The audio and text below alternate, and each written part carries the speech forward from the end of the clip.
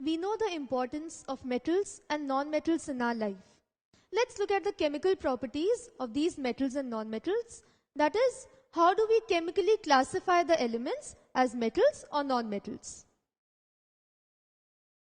So we know that when the elements have 1, 2 or 3 valence electrons, they can easily lose these 3 electrons to gain an octet, that is to fulfill an octet structure.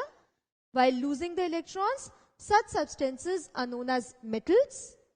The elements that have 5, 6 or 7 valence electrons, in order to complete the octet, they can easily gain electrons.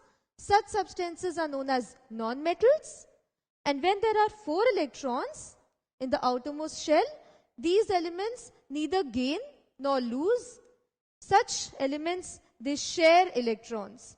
So such elements are known as metalloids. So when we have sodium, the electronic configuration of sodium is 281.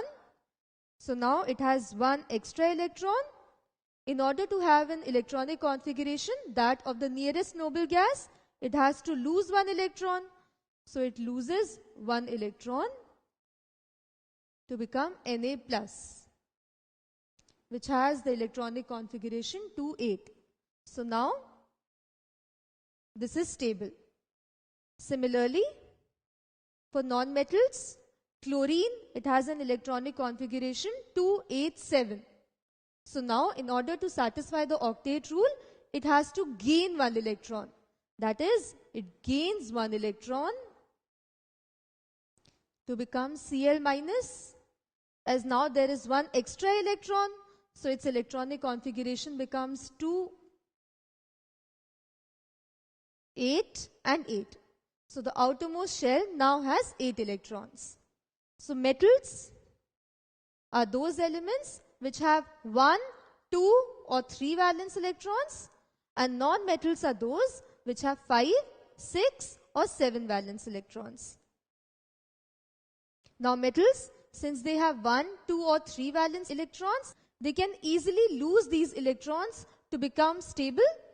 So when we have sodium, it can lose 1 electron to become Na+. In case of non-metals, chlorine gains 1 electron to become stable or to satisfy the octet rule. So now in this case, they lose and gain 1 electron. Similarly, magnesium. Magnesium can lose 2 electrons since the outermost shell has 2 electrons. So in order to satisfy the octet rule, it loses 2 electrons to become Mg2+. And similarly, when we have oxygen, the electronic configuration of oxygen is 2, 6. So in order to satisfy the octet, this gains 2 electrons to become O2-. So metals lose electrons and non-metals gain electrons. During electrolysis, we know that there are 2 types of electrodes. The cathode, which is the negatively charged electrode, and the anode, which is the positively charged electrode. So during electrolysis, the cations migrate towards cathode. Cathode is negatively charged, cations are positively charged. In physics, we have studied that unlike charges attract. So during electrolysis, the metals are discharged at the cathode. So at cathode, the metals are discharged. So sodium, in order to become stable, since it is Na+, it has to gain 1 electron. So it is discharged at the negatively charged electrode, which is cathode, to become neutral Na. Since the cations migrate towards cathode, the anions migrate towards anode. So the metals are discharged at cathode and the non-metals are discharged at anode. So if we take an example of chlorine, it is Cl-, it is discharged at anode, it becomes Cl. Since one Cl atom is not stable, it combines with another Cl atom to become chlorine gas. So the metals are discharged at cathode and non-metals are discharged at anode. Now if you look at the reaction of metals with acids. So we have sodium, it reacts with HCl. In HCl, we know this is H+, Cl-, and Na usually exists in the form of Na+, So now unlike charges attract, so Na reacts with Cl to form NaCl and hydrogen gas is released. So when metals react with acids, they release hydrogen gas and they form a salt.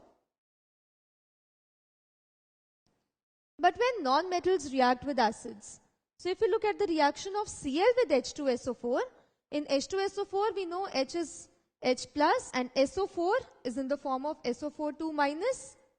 So now when Cl has to react with H2SO4, since this also exists in the negative form, it cannot react with negative SO4 2 minus to release hydrogen gas.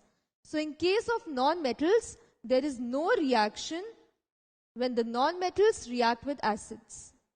So metals react with acids to release hydrogen gas and they form a corresponding salt, and non-metals do not react with acids. Which gas is evolved when metals react with acids? So when metals, they react with acids, if we take HCl for example, they form the corresponding salt, that is MCl, and hydrogen gas is released. So the gas evolved when metals react with acids is hydrogen gas. Now let's look at this reaction. In this, we'll see the reaction of calcium with water. So observe what happens. We put a piece of calcium.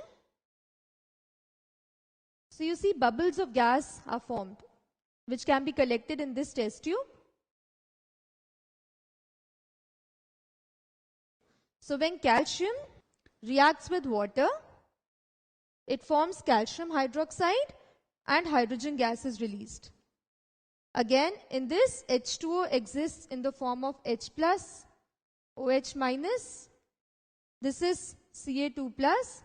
So calcium reacts with OH minus to form the corresponding hydroxide and hydrogen gas is released.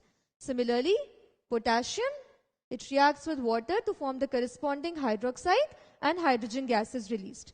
So when metals react with water, they form the corresponding hydroxides and hydrogen gas is released. But if we look at the reaction of non-metals with water, so now we have Cl, which exists in the form of Cl minus, and H2O is H plus, OH minus. So now Cl minus cannot react with OH minus to release hydrogen gas.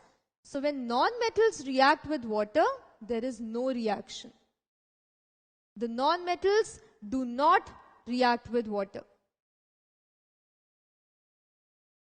Metals. Metals form the metallic oxide. So Na2O is a metallic oxide. Calcium oxide is a metallic oxide. So when metals react with oxygen, they form the metallic oxides. When the metallic oxides react with water, they form the corresponding metal hydroxides. And these metal hydroxides, we know, are bases. So the metallic oxides are known as basic oxides. These metallic oxides, when they react with water, they form the corresponding hydroxides, which are bases. So metal oxides are known as basic oxides. And now if we see the non-metallic oxides, so we have SO2, SO3, NO2 and so on.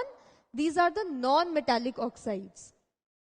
So when non-metallic oxides, they react with water, they form the corresponding acids.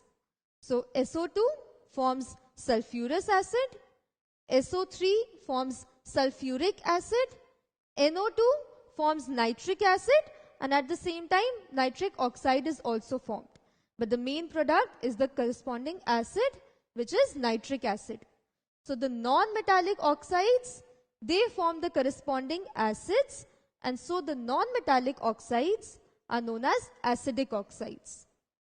So the metallic oxides, they are known as basic oxides as they form the corresponding bases, and the non-metallic oxides, as they form the corresponding acids, they are known as acidic oxides. You remember the metal activity series? In this metal activity series, the metals are arranged in order of decreasing reactivity. So the metals on top, they are highly reactive, and the reactivity decrease as we go down the series. So let's look at some reactions. Copper sulfate reacts with zinc to form zinc sulfate and copper. In this case, zinc displaces copper and forms ZnSO4 plus copper. Similarly, if copper sulfate reacts with iron, it forms FeSO4 plus copper. In this case, Fe displaces copper and forms FeSO4 and copper is released, or neutral copper atom is formed. And now, if we look at the reaction of zinc sulfate and copper, in this case, copper is not able to displace zinc. So now we have seen that zinc can displace copper, but copper cannot displace zinc. Why is this happening? Why? Zinc can displace copper from copper sulfate, but copper cannot displace zinc from zinc sulfate. Why is this so? This is because in the metal activity series, zinc and copper, zinc is more reactive than copper. So zinc can displace copper from its salt solution, whereas copper cannot displace zinc. So based on the reactivity of the metals, a displacement reaction takes place in which a more reactive metal can displace a less reactive metal from its salt solution, but the less reactive metal cannot displace the more reactive metal. So such type of reactions are known as displacement reactions, as there is a displacement taking place. In this, a more reactive metal displaces a less reactive metal from its solution. So only in cases when there is a more reactive metal, it can displace a less reactive metal. So now will this reaction take place? That is, there is copper and there is FeSO4 solution. So will this reaction of copper plus FeSO4 take place? In this case, we have Cu plus FeSO4. So in order to find out if this reaction will take place or not, we have to see the metal activity series to see whether copper or iron, which of the two is more reactive. Let's see, we have copper and we have iron. So in this case, iron is more reactive than copper. Since copper is less reactive than iron, copper cannot displace iron. So in this case, if we have copper plus FeSO4, since copper is less reactive than iron, it cannot displace iron from the solution, and this reaction does not take place. So based on the reactivity of the two metals in the metal activity series, only then the displacement reaction takes place. So these are some of the chemical properties of the metals and non-metals.